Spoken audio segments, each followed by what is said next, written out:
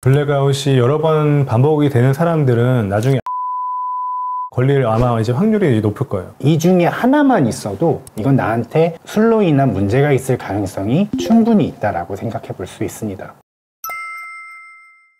안녕하세요. 뇌청춘TV의 신철민입니다. 이승훈입니다. 네, 오늘은 몸이 보내는 알코올 중독 신호 3가지 그리고 노년기에서의 알코올 문제에 대해서 이야기해 볼 건데요. 오늘 이야기를 듣고 이거 나 아니야? 라고 생각하시거나 술 없이는 못 산다 하시는 분들 몸이 보내는 이 신호 꼭 체크해 보세요. 술, 내가 이길 수 있다, 나는 조절할 수 있다 이렇게 생각하시는 분들이 굉장히 많으시잖아요. 어느 정도가 적당한 술이고 우리가 술로 인해 생기는 문제들, 특히 저희 채널에서 말씀드리는 노년기 어르신분들의 술 문제에 대해서 한번 얘기해 보도록 해보죠. 저희가 쉽게 알코올 중독이라는 말을 많이 듣게 되는데 그럼 알코올 중독이 뭔지 교수님 좀 말씀을 해주실 수 있으실까요? 네, 그럴까요? 네. 알코올 중독이라는 거는 알코올을 중독적으로 자기가 조절하지 못하고 많이 섭취하는 상태를 이제는 뭐 말을 할 수가 있겠는데, 더 이제 우리 정신의학적으로 얘기하면 이제 알코올 사용장애라는 이름으로 요즘에는 의학적으로는 그렇게 부릅니다. 그 알코올 사용장애라는 거는 아주 명확히 나와 있는 기준을 통해서 진단하는 하나의 정신적인 문제로 우리가 생각을 하는데 11가지나 되는 진단 기준을 갖고 있어요.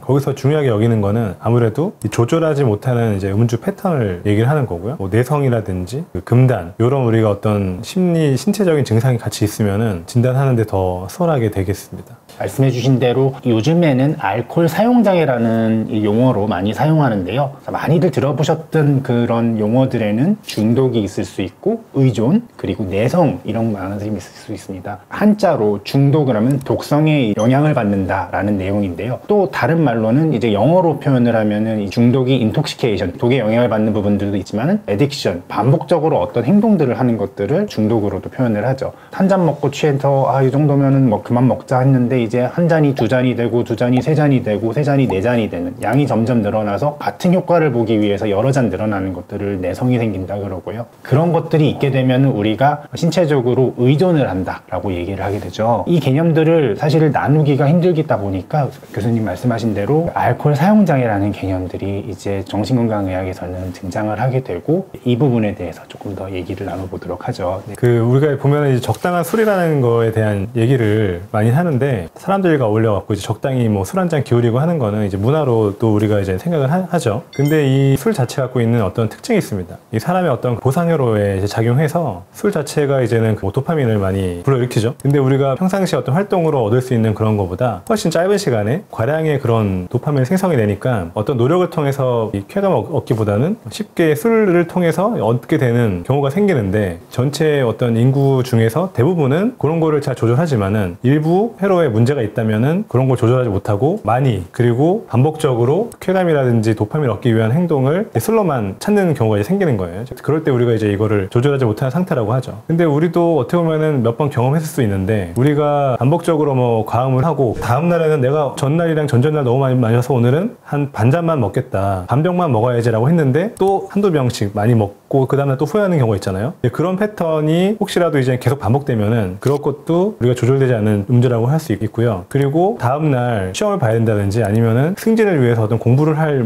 내가 계획을 했는데 또 누가 한잔 하자 라고 해서 원래는 하면 안 되는데 불구하고 오늘 명분이 생겼으니까 오늘 한잔 할 수밖에 없다, 그렇게 또 가갖고 또 많이 또 섭취하고 후회할 일이 생긴다면은 그런 것도 우리가 조절되지 않는 패턴입니다. 이런 것들이 아까 말한 알코올 사용장애 진단 기준 하나하나에 녹아 있어요. 그러니까 그런 거를 이제 우리가 조합해서 2개만 돼도 우리가 이제 사용장애 경도부터 해서 중등도 중증까지 진단하게 되는 겁니다. 내가 생각했던 것보다 많이 마시고 내가 할 일을 못하게 될 때는 무언가 문제가 있다는 말씀이시네요. 그러면은 우리가 소위 블랙아웃이라고 하는데, 우리 술 마시고 다음날 전날 필름이 끊겼어 라고 말하는데 이런 게 어떤 의미일까요? 술 마시다 보면은 우리가 이제 술을 너무 많이 이제 먹으면은 내 어떤 기억을 형성하는 그 회로에 마비가 생기죠. 우리가 이제 단기적으로는 대화도 하고 마치 깨어있는 것처럼 있지만은 그 다음날 전혀 순간이 기억이 안 나는 그 기억 상실을 경험하고, 그거를 우리가 블랙아웃이라고 얘기를 하죠. 블랙아웃에는 중요한 점이 몇 가지가 있는데, 하나는 일단은 술을 굉장히 많이 먹었다는 거예요. 본인이 조절하지 못할 정도로. 그런 블랙아웃의 어떤 경험이 서양의 나라들에서는 한 번만 겪어도 아주 심각한 음주 문제가 있다고 여깁니다. 그러면 술을 먹고 블랙아웃이 여러 차례 오게 되면은 그게 치매로도 갈 수가 있는 있는 건가요? 블랙아웃이 여러 번 반복이 되는 사람들은 나중에 알코올 치매에 걸릴 아마 이제 확률이 높을 거예요. 블랙아웃 자체가 그 당장의 그런 그 효과가 신경을 파괴하는 정도의 그런 임팩트는 없다 해도 그런 게 이제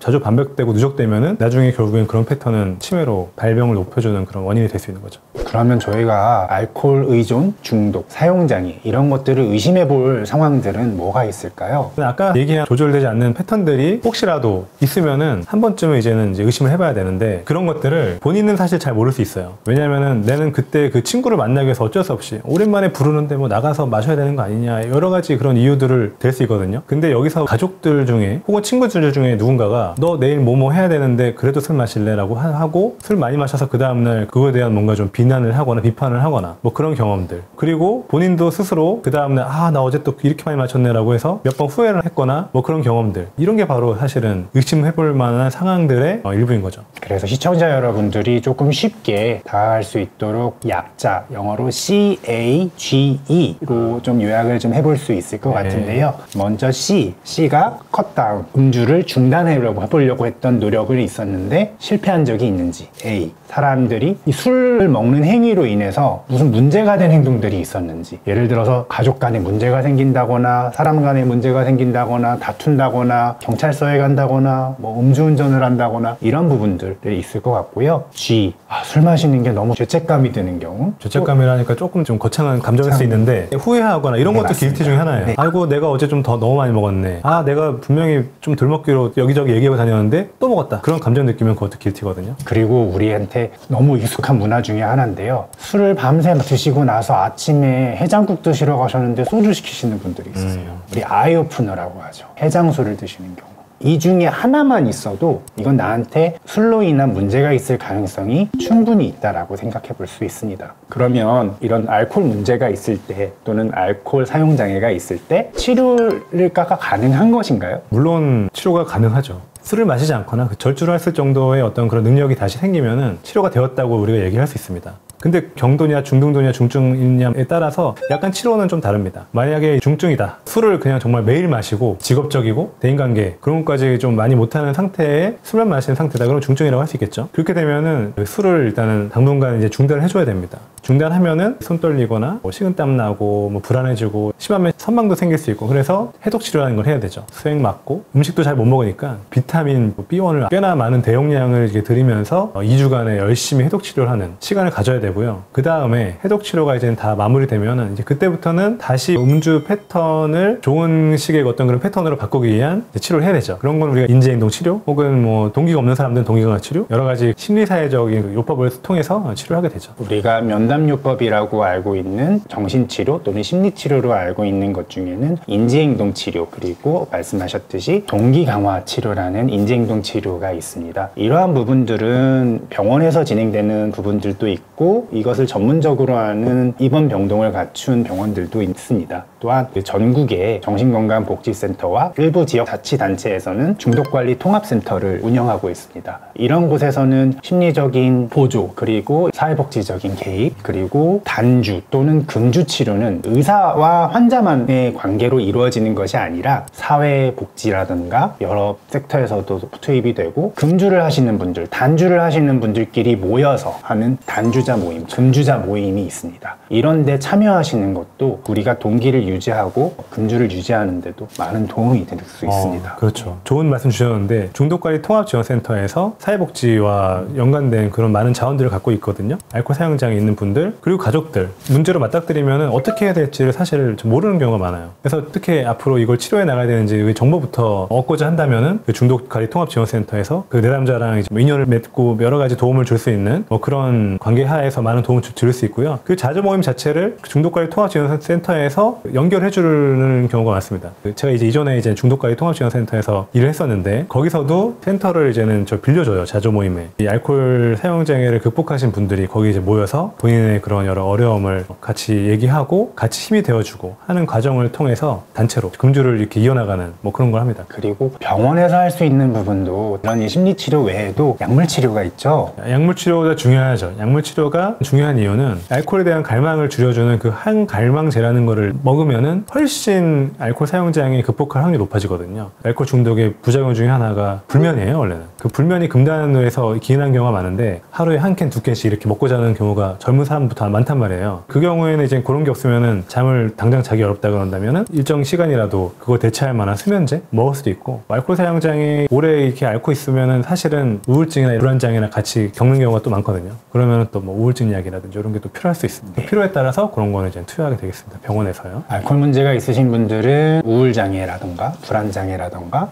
그 외 인지기능장애 등 여러 정신질환 또는 신경학적인 문제들을 같이 동반하는 경우가 굉장히 많습니다. 그래서 거기에 대한 같이 치료가 이루어져야 되고, 술을 먹는 이유가 내가 우울해서, 내가 불안해서 이렇게 약으로 드시는 분들이 있거든요. 그렇다면 그거의 원인이 되는 정신질환 또는 심리적인 문제들이 같이 해결이 되어야 금주에 도움이 될 것입니다. 때로는 이제는 어떤 해독 치료를 할 때 입원이 필요한 경우가 있습니다. 수액을 맞아야 되기 때문에 아주 그 많은 의료진이 집중적으로 관찰할 수 있는 그런 환경에서 아주 고도의 이제는 의학적인 치료를 받아야 되는 단계고요. 근데 그 후에도 더 긴 기간의 치료를 하기도 해요. 그 이유는 여러 가지가 있을 수 있어요. 왜냐면은 일단 알코올 사용 장애가 중한 정도가 이르면은 생각보다 그 알코올을 조절하는 그런 이제 능력이 떨어진 게 사실이에요, 사실. 그럴 때는 술과 좀 멀리할 수 있는 입원 환경 하에서 그 동기 강화랑 심리사회적인 그런 치료에 많이 들어온 다음에, 그리고 또 절주도 절주만큼 좀 상당한 기간을 갖고 그 다음에 사회 복귀하는 것이 훨씬 알코올 사용량이 극복할 확률이 높아요, 사실은. 우리나라는요, 사방팔방 술이 엄청나게 지금 TV를 켜도 유튜브를 켜도 편의점만 가도 그럼요. 쉽게 넘어갈 수 있죠. 삼겹살 냄새가 풍겨오르고 회한점 먹는 사람들 치킨 먹고 그러면 이거 참기가 굉장히 어렵거든요. 그래서 여러모로 입원 치료가 필요한 경우가 꽤 많다, 이렇게 얘기할 수 있겠습니다. 저희가 중독이라고 하면 반복적으로 술을 마시는 행위도 중독이지만, 알코올로 인해서 우리 증상이 나오는 경우, 증상이라 하면 행동 증상, 잠을 못 자요. 알코올로 인해서 우리가 취했다고 생각하지만은 이게 심하면은 망상이 생기는 경우도 있고, 환청이 들리는 경우가 있고, 환시가 생기는 경우도 있고, 블랙아웃이 생기는 경우들도 있고, 처음에는 술을 계속 드시던 분이 잠깐 안 드셨더니 손이 떨리고 땀이 막 비오듯이 나고, 그러면서 너무 초조하고 불안하다가 뭔가 이상한 게 헛것이 보이기도 하고, 이런 것들을 알코올 금단 선망이라고 합니다. 근데 이러한 것들이 생기면은요, 생각보다 치명률, 사망에까지 이르는 경우들도 있습니다. 이러한 것들을 적절한 수액 공급과 적절한 영양소 공급, 이러한 선망 증상을 낮추는 약제들의 투입을 통해서 우리가 소위 말하는 해독 치료가 필요한 경우들이 있죠. 그런 경우에는 꼭 입원 치료가 필요합니다. 해독 치료는 금단 선망의 정도나 또는 중독의 정도에 따라서 시간의 차이는 있을 수 있으나 한 2주 정도 걸린다고 보고 있습니다.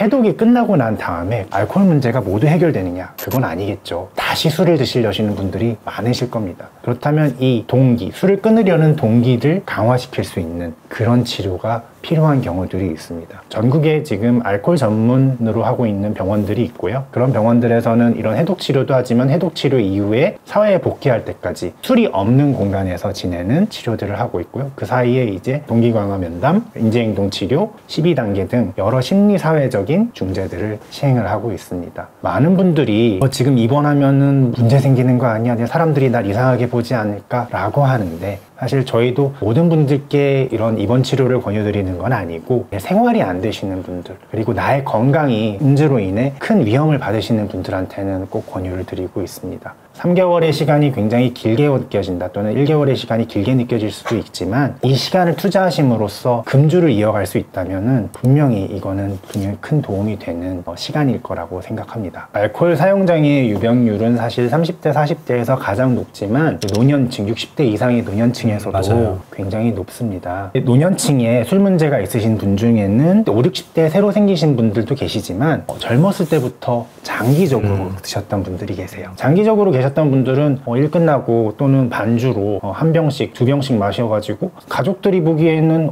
이거 매일같이 이렇게 드시네? 괜찮으신가? 라고 생각을 하세요. 그런데 이제 50대, 60대가 들어가면서 기억력이라든지 내가 뭔가를 해내는 능력들, 인지기능이 떨어지시는 경우들이 많습니다. 이것이 결국에는 알코올 유발성 치매로 가는 그 과정일 수가 있어서 굉장히 유의해야 되고요. 어쩌면은 이미 나는 안 돼 라고 생각하실 수도 있는데 그 시점이 제일 빠른 시점일 수가 있습니다. 그래서 지금부터라도 금주를 하시는 게 필요하고요. 또한 이제 술 드시는 분들은 자기가 술 드시는 것들을 너무 정당화, 합리화를 잘 하시죠. 난 이거 먹어야 정신 차려, 난 이거 먹어도 문제 없어 라고 하시는데, 술 마실 때 문제 생기는 거는요, 내가 느낄 수도 있고요, 가족이 느낄 수도 있습니다. 한두 명이 아니라 가족들이 또는 주변 사람들이 뭔가 말린다면 그 말을 꼭 들어주셨으면 좋겠어요. 노년기에서 음주 문제가 계속 있을 때 저희가 조금 더 생각해 봐야 될 게 뭐가 있을까요? 네, 일단은 치료 자체는요, 우리가 일반적으로 하는 음주 알코올 사용장애 치료랑 이제 같게 되겠습니다. 해독 치료도 뭐 그렇고, 그 후에 이제 이어지는 심리사회적인 그런 치료도 뭐 일단은 같긴 한데요. 금단이라든지 그런 증상도 상당히 더 심하게 오거든요. 그래서 뭐 어떻게 보면은 입원 치료가 더 좀 필요할 수도 있어요. 근데 많은 그 보호자들이나 환자들이 입원을 굉장히 꺼리는 경향이 노년기에 더 있는데, 건강을 위해서는 의사 판단에 좀 귀를 기울여셔서 치료에 임하셔야겠다, 뭐 이렇게 얘기를 드릴까 합니다. 또한 노년기에는 인지기능 저하가 나이에 비해서 더 빨리 이루어지는 경우가 있습니다. 이것들이 조금 더 심해지면 경도인지장애, 더 심해지면 치매로 갈 수가 있어요. 알코올 문제가 있으셨던 분들은 인지기능장애 발생 우려가 굉장히 큽니다. 인지기능에 대한 검사들도 같이 이루어져야 되고, 이에 대한 경과 그리고 이러한 주의가 필요할 것으로 생각합니다. 네, 오늘 저희가 알코올 문제가 있는 경우를 의심해 볼 수 있는 경우를 말씀을 드렸는데요. 이 영상을 보시고 좀 헷갈린다 또는 좀 의심이 된다 싶으시면 정신건강의학과 전문의와 진료 또는 상담을 꼭 받아보시길 권유드립니다. 그냥 이게 영상을 보고 스스로 진단을 한다기보다는 조금 전문가와 같이 얘기를 하면서 나한테 적절한 방안들을 상담을 해보시는 게 훨씬 더 삶에 큰 도움이 될 것이라 생각합니다. 오늘 영상이 도움되셨다면 대한노인정신의학회 뇌청춘TV 유튜브 채널 구독, 좋아요, 알림 설정 부탁드립니다. 감사합니다.